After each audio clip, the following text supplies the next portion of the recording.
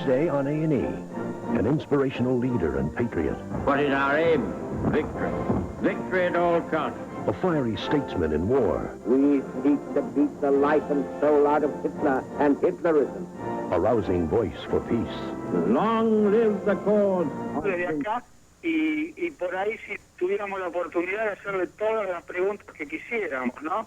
No, ojo, por supuesto que hay que escuchar. Eastern 9 Pacific on A&E. He had everything in the world a boy could want. Then, all of a sudden, he had nothing. His strength. Uncooked version of Steven Spielberg's epic adventure, Empire of the Sun.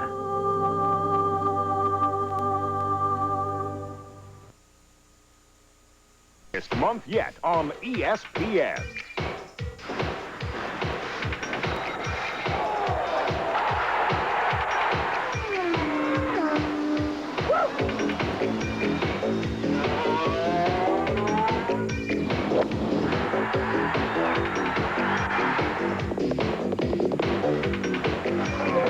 Serving it up in May on ESPN. As our coverage continues from the NFL draft, a reminder, NASCAR fans, we're not leaving you out in the dark, that's for sure. The Haynes 500 with Waltrip on the pole from Martinsville, Virginia, being raced this afternoon. Because of the draft and the America's Cup coming up later, for just this time, we had to move it. But you can see it in its entirety tomorrow night, prime time, 7:30 Eastern time. So as we said before, New York has become tight end. Let's go over to Chris Fowler and company. All right, Chris, Raiders up next, about 10.5 minutes before their pick. Fred Edelstein rejoins us now. Freddie, the Raiders were talking Steve Young trade with the Niners. Where does that stand? Well, Chris, I just got off the phone with Carmen Policy, the president of the 49ers, and he tells me that this trade is dead. I think the 49ers are a little bit upset. I think Al Davis could have had Steve Young for pretty much a song when you consider a franchise quarterback, and he is refusing to give up this #1 pick. And the 49ers are now saying, and I think they're in a little bit of a huff, that they're not trading any of their quarterbacks.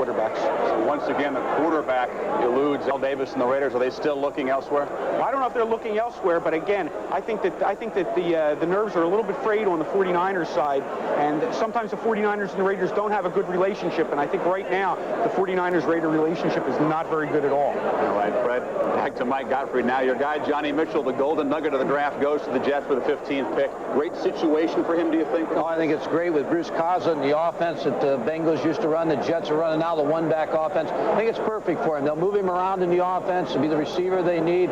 He can block. He'll be just a great player. So he'll be mined in New York. One other aspect with Johnny Mitchell, he's a very quotable guy, a little bit of a cocky guy, and the New York tabloids will listen if Mr. Mitchell wants to say things. He can back it up. Okay. Raiders will pick us up next. We'll return for the first round of the NFL draft right after this. We respected what Phil was doing. The Los Angeles Raiders, who earlier today completed the deal that got Eric Dickerson back to the left coast. Dickerson now a member of the Raiders to run with Marcus Allen and Nick Bell. It cost them a 4th-round pick and an 8th-round pick, and probably a reduction in salary for Eric Dickerson, who was making about $3 million a year with the Colts. Marcus made only 1.1 last year with the Raiders, but the money isn't the issue. Dickerson, Marcus, Bell behind a good offensive line. They hope that they get even a half. They hope they get from Dickerson what they would have out of Bo Jackson, a half a productive season, but over the 16 games. The Raiders, they made the playoffs last year, but they're a team in flux, let's remember.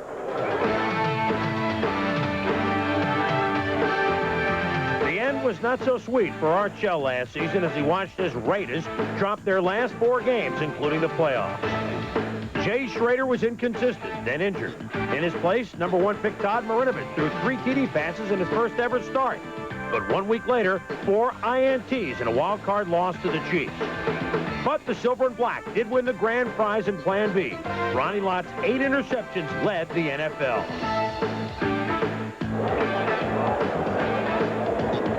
So the Raiders Raiders next up on the clock, and a 9-7 record. You know, they got the question with Todd Marinovich. Will he be their quarterback? It looks like now Steve Young deal. You heard Freddie Edelstein say that that is not going to happen.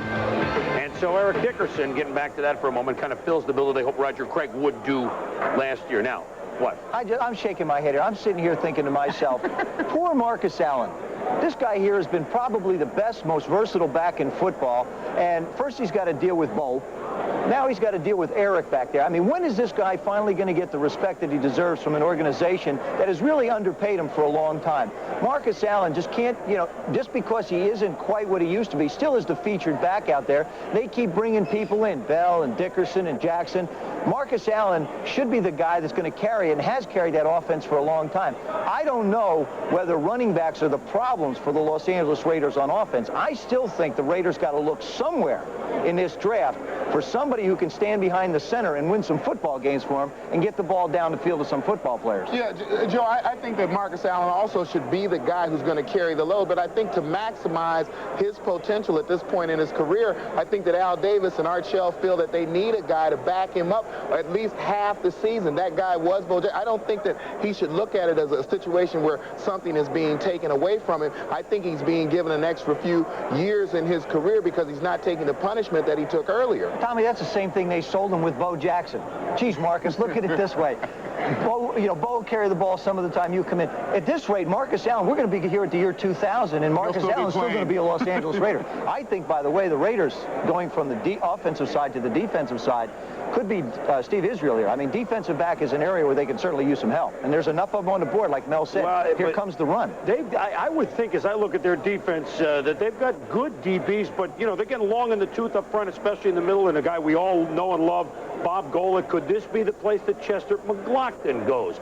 Possibly. Let's check in with Chris Myers, who has some thoughts. Chris? Yeah, that is one theory, Chris. A club official said he's a great physical defensive lineman. The question about him is a bad attitude, but that, of course, never steers Al Davis away. So McGlockton could be, although the Raiders think he's a bright player, just a guy who needs to be motivated. You have to push the right buttons with him, and that might scare other teams like the Miami Dolphins, but it doesn't scare Al Davis. He's more noted for drafting touchdown makers than Tim Brown, so Carl Pickens might be a choice here, but it looks like Chester McGlockton is somebody the Raiders are considering. Chris, that would make sense. And Chester is on. Do we have a shot? I think he's on the phone with the Raiders right now. Well, then, we may have guessed correctly. You know, the Raiders really need to address their linebacker spot. But guess what? Just like the Jets wanted another linebacker, this just simply is not the draft for linebackers. That would be their place. But there isn't a player that high up. And really, as we mentioned with our friend Bob Golick, they had a tough time. They were 22nd against the rush last year, defending the rush with the Raiders. Big size, that's never scared the Raiders. If there's a question about a guy with a quote, and we say this quote, questionable attitude, I think it's safe to say the Raiders have never been worried about that. You figure play a Raider football and you can get them going. And no matter how big Chester McGlockton is, he isn't as big as the head coach, Art Shell. So if there's any problem, that'll get ironed out right away. Does McGlockton make sense, Mel? I think at this point in the draft he does, Chris. You're looking at a guy that was projected at one time as maybe a top 15 pick, top 10 pick, a guy that physically probably had top pick ability up there with Empman and Gilbert. The only thing that pushed him down this far, and the reason you're getting a 340-pound destroyer with 5.05 speed, is because of the fact that at Clemson they rotate their linemen. Chester wasn't a guy who was considered a great practice player, and some teams got off of him a little bit. And for the Giants, because Derek Brown was there, they had to go that direction, allowing McGlockton to slide down to the Raiders, which may have influenced that trade with Steve Young, one of the reasons Davis wanted to hold on to that choice. Well, he comes from Clemson, and our colleague, Dr. Z, Paul Zimmerman, had in Sports Illustrated this week, McGlockton is another Perry. But the question is, which one? Is it Michael Dean, one of the best nose tackles anywhere?